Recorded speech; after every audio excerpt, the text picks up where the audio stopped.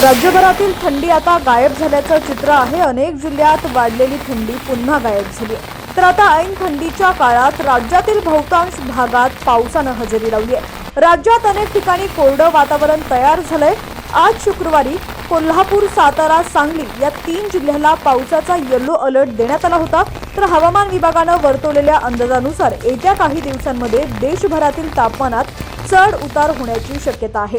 राज्यात गेल्या 3 ते 4 दिवसांपासून ढगाळ वातावरण निर्माण झालं होतं। काही ठिकाणी हलक्या ते मध्यम स्वरूपाच्या पावसानं हजेरी लावली। थंडीचा जोर पूर्णपणे कमी झाला, तर काही भागात उकाडा जाणवू लागलाय। 9 डिसेंबरपर्यंत राज्यातील बहुतांश भागात उष्ण आणि कोरडं वातावरण राहणार असल्याची शक्यता आहे। तर 7 डिसेंबरपासून पुन्हा तापमानात घट होऊन थंडी वाढणार आहे। राज्यातील कोल्हापूर, सातारा, सांगली या भागात हलक्या पावसाचा अंदाज हवामान विभागानं दिलेला आहे आणि याच अनुषंगानं कोल्हापूरमध्ये पावसानं आपली हजेरी लावली। तसंच काल गुरुवारी छत्रपती संभाजीनगर जिल्ह्यात मध्यरात्रीपासून अनेक भागात अवकाळी पावसानं हजेरी लावली।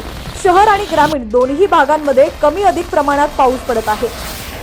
पैठण, वैजापूर तालुक्यातील अनेक गावांमध्ये पाऊस कोसळत आहे, तर अनेक भागांमध्ये सकाळपासून ढगाळ वातावरण पाहायला मिळतंय। या अवकाळी पावसामुळे शेतकऱ्यांना फटका बसलाय।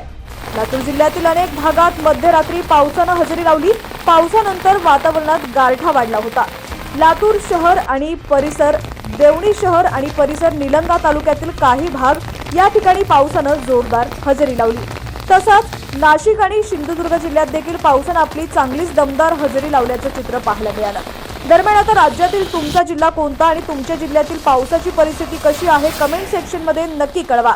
चॅनलवरती नवीन असाल आणि अजूनही HPN मराठी न्यूज चॅनलला सबस्क्राईब केलं नसेल तर नक्की सबस्क्राईब करा, जेणेकरून आमचे अपडेट्स लवकरात लवकर तुमच्यापर्यंत पोहोचतील।